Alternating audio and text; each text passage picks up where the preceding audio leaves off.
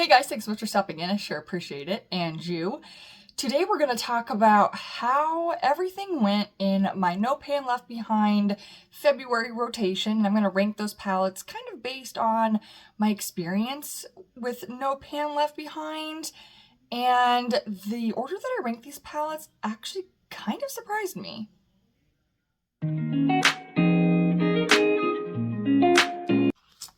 Okay guys, so we're going to rank the palettes based on how I felt about them at the time I completed the No Pan Left Behind. And like I said, it kind of surprised me based on how some of these palettes ranked in my overall collection ranking. You'll see what I mean when we get there. But before we get too deep into that, couple things. Yes, my hair is an absolute oil slick, I'm aware. So I was literally crying myself to sleep at night because my scalp was so itchy. Like, I was terrified I had lice. I was terrified I had like a fungal infection or something. My dermatologist went through my hair and she's like, honey, your scalp is just the driest I've ever seen. And my dermatologist just keeps telling me, lady, what part of you are unbelievably dry do you not get? So she's like, you're trying, but you're failing. So she recommended that I put a scalp oil on my scalp regularly, like basically every single day, and then only wash like on the third day. And for someone who has never had oily hair or anything like that, like unless it was too long without washing, this is really hard for me to accept and deal with. But let me tell you, the oil she recommended was less than $10. Found it at Walmart. It has done wonders. I have been able to actually like not itch my head 24/7. So I will talk more about that when I do my skincare video that I have coming up here in just a little bit. But so yes, number one, I am aware I am an oil slick on my head.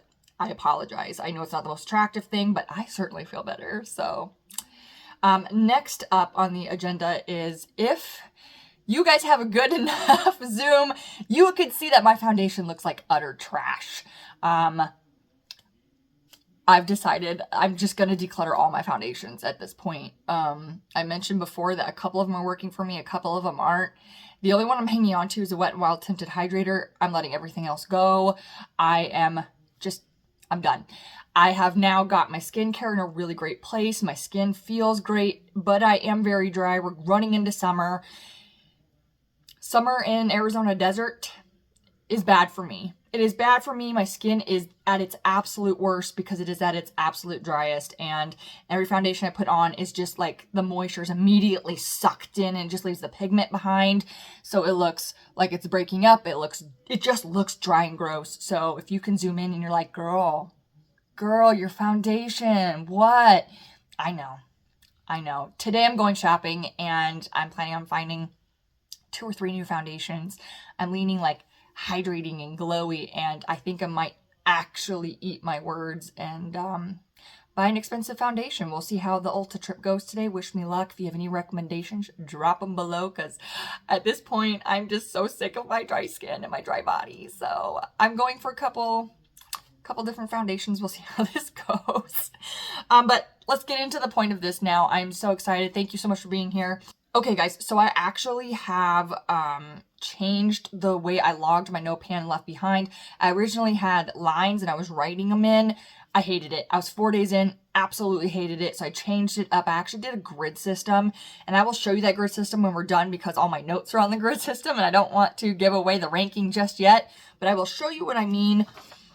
So we're going to go into ranking these. I also do want to just reiterate, I had a complete no buy for the month of February. This was my February in sheet, so products coming in, as you can see, is blank, and I did right at the bottom, total 0, because we had a no buy. I did empty one product here, and as you can see, it's the Essence Lash Princess. It was the pink tube. I emptied that sucker. It was dry. I pulled it out. No product was going on, so I knew I officially finished it. I did buy a replacement already for that, but I bought that back in January, so I've already started using that again. That is just my favorite mascara. So that is all done. That is done and out of the way. So let's rank these palettes. The one on the very bottom here, guys, very unfortunately, coming in at number 9. I'm dropping everything, sorry. Number 9 is the Stone Cold Fox from ColourPop. The reason this is dead last is nothing to do with the actual shades or how I felt about it, but I didn't complete the no pan left behind. I will show you my grid here in a little bit, but that's why it's at the bottom. I think if I had completed no pan left behind, it would have been a different spot within this ranking of the 9 palettes that I used, but I was very sick in February for most of February, so I had a lot of no makeup days. So unfortunately, this was the one palette that took the hit. I just didn't get around to using every shade, but that's okay. I know I'll definitely complete that project before the end of the year because this is more of a, I'm just showing you the cover, like you care what the cover looks like, right? Sorry, guys. But I will show you in a little bit the shades that I did hit, didn't hit, with this grid. Like I said, my notes are on the grid, so I don't want to cheat and give that away just yet. But so that's why this one's just low. I just didn't hit every shade. Coming in at number 8, I'm a little bummed it's this low, but it's rightfully there for how I feel about it. It's the Natasha Denona Peak palette, and the reason this one is so low is particularly for this shade right here. This to me looks like it's a mauve-y pink shade, but on my skin tone, as soon as I start blending it out, it comes out really peach, and I don't love that. I don't know why it's doing that. A great friend of mine has this palette, and we have a very similar undertone and skin type, and hers does not. So I don't know if I have a dud shade. I don't know if it's just gone bad. I honestly don't know how old this palette is. I can't honestly remember for the life of me when I got it, but yeah, everything else performed beautifully. I do love the other colors in here. I just wish this one was more true to pan on my skin. So that kind of came in at the bottom of the no pan left behinds. And this, every palette from here up, I did complete the no pan left behind. Number 7 is where I think a lot of us are going to be shocked. Even I was shocked, but I'm very confident in where I put this. Tarte Honeysuckle. Right? I know. It kind of shocked me too. But there's nothing wrong with it. It's just by the time that I got to the no pan left behind on this one, I checked out. I was done. I didn't want to use it anymore, and it had nothing to do with the formula or the color story. I just, for some reason, the moment I completed the no pan left behind, I was like, I'm done. I don't want to use this anymore right now. I do see myself obviously dragging it back out later, but I think I just overdid it during winter because I've been using this since the end of November when it was released. So I think I've used too much of it, and so I was just really ready to move on. So this kind of came low in the ranking, surprisingly. Number 6 is the Natasha Denona I Need a Nude.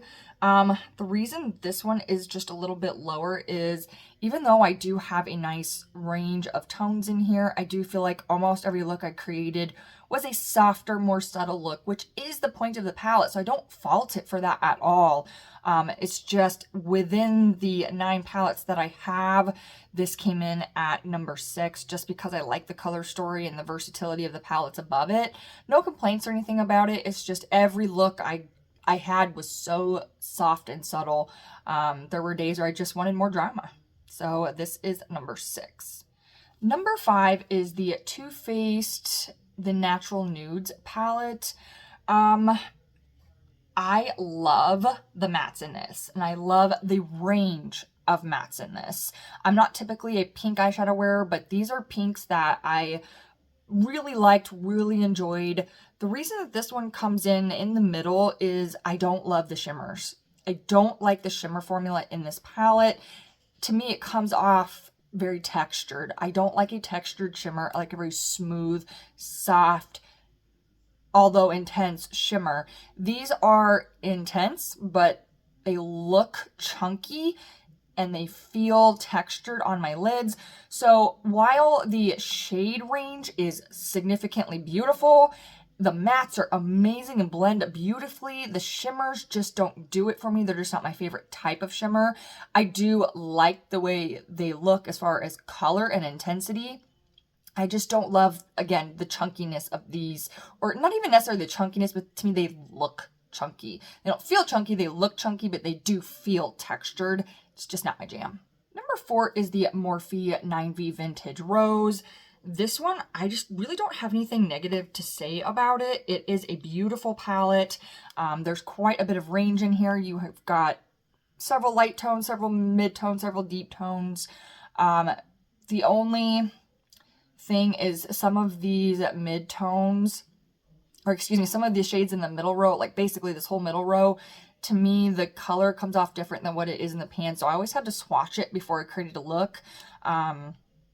Otherwise, if it weren't for the fact that these weren't true to pan, it probably would have been a little bit higher, but it doesn't bother me to swatch everything first. It kind of helps me create a cohesive color story.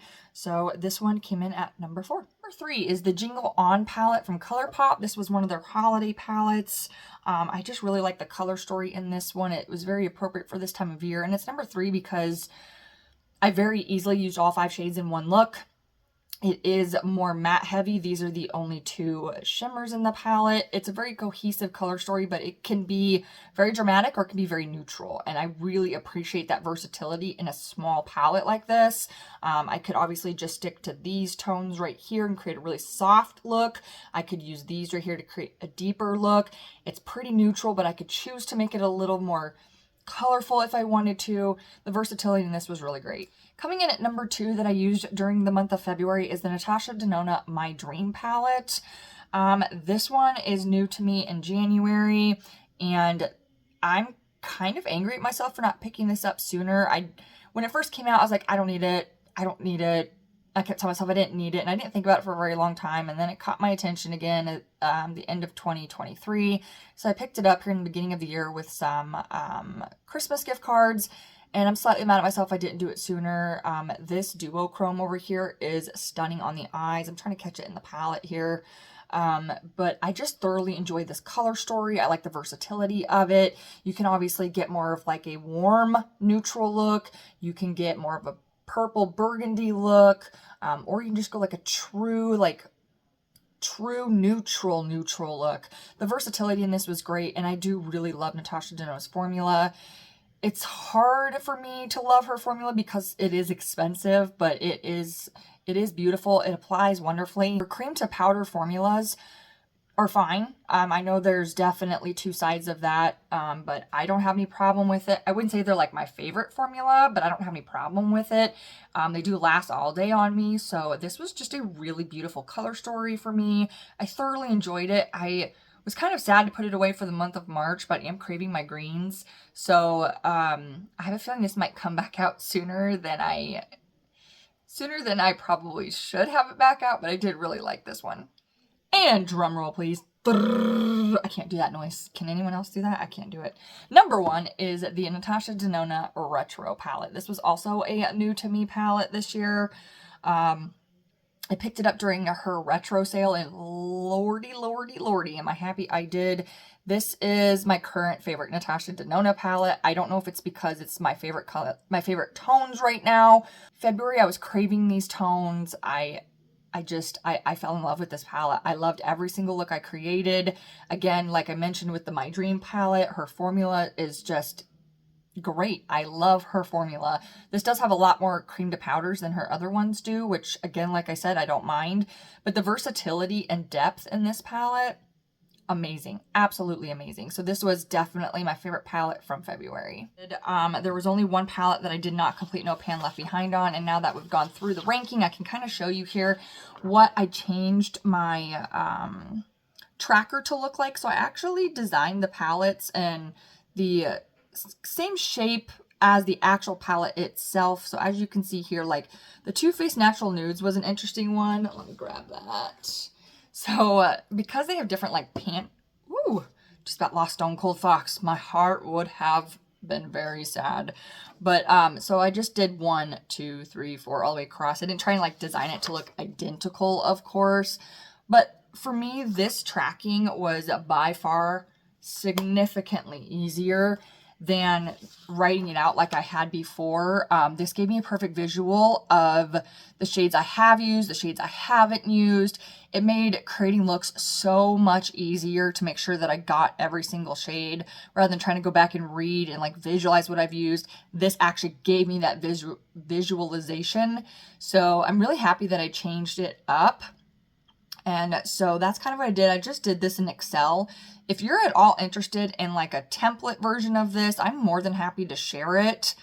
You guys can obviously design it yourselves in Excel. It's actually very easy. I can even do a quick little tutorial on it if you want to.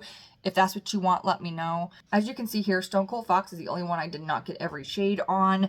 So anything that has an X in it, I obviously used. Anything without an X is ones I did not touch.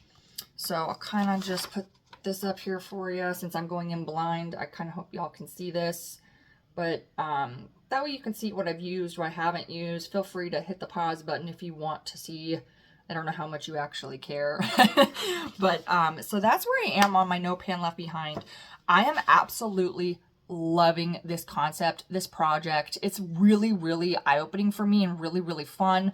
Like, for example, it really showed me that some of these shades I haven't used, like I'm just going to use, since I have this one still back up, this Too Faced palette.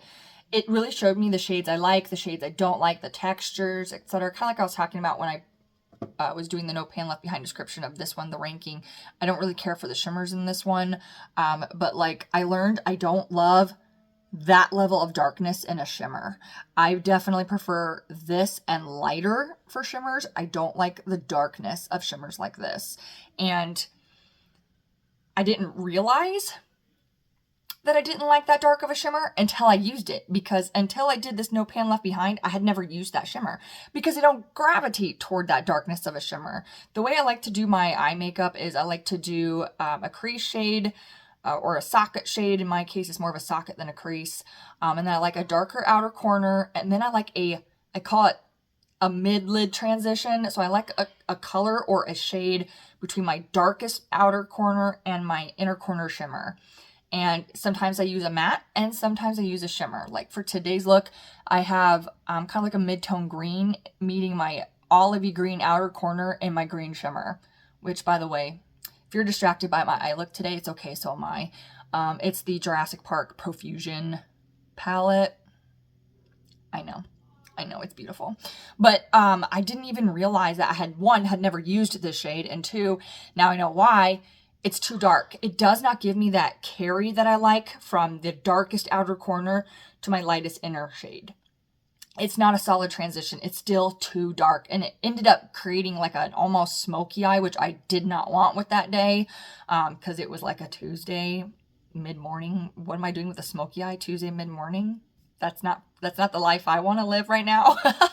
Maybe next week, but the week I did this, that was not what I was aiming for. So this No Pan Left Behind is really opening my eyes to what I actually prefer, the formulas that I really prefer. Like the more I use Natasha Denona, the more I love it. And it's really been kind of eye-opening for me as far as like how I do my makeup and how particular I am about it, like that mid-lid transition. Like I said, sometimes it's a matte and sometimes it's a shimmer. It just depends on what that palette gives me. And I'm also learning I really, really don't like dipping into other palettes to finish a look. So it's been really quite a fun journey. And I have already started March. I haven't documented this look yet today, but I will go ahead and show you. I used the ABH Nouveau the other day, so I marked off the shades that I used, but again, just another March template here. I have 10 palettes and 3 singles I'm going to try and work through, and now that we're in March, and I've got my No Pan Left Behind, I've also got my sheet here, and as you can see, I've already made a purchase for March. Guys, that no buy was so hard. So I've already got a purchase, and I'm going to put it up nice and close. Maybe y'all can see what I got. Eek, I'm so excited. It's my first Blend Bunny palette purchase. I'm so excited. So when that comes in, we're going to be playing. Also, I'm going to be buying some foundation today. So I'm thinking maybe we can do like a chatty get ready with me or something with my new palettes and my new foundation. We shall see. But you know what? That is it for me today. I'm going to stop bugging you. I hope you guys have started off March in a lovely way. I know I have. I'm very much looking forward to this entire month. And I sure appreciate you guys hanging out with me. And I'll see you next time. Later much. By the way, somebody did ask me about my sign off, my later much. The answer is yes. She asked me a question. She says, is that from Night at the Roxbury? Yes. Yes, it is. And she did not like my response. I'm like... sorry, not sorry. She's like, it sounds so aggressive and so mean. Here's the thing, guys. My YouTube is gonna be me, okay? It's gonna be me, and I'm a huge 80s movies lover, and Night at the Roxbury was one of those just goofy movies that I just absolutely love. And Chris Kattan always says, later much. And so I don't know, I said that in my video one day and I was like, I love that as a sign off. And so I'm kind of keeping it. So if it seems aggressive or anything like that, that's not my intention. It's just me being me. And for that, I won't apologize. But yeah, so later much.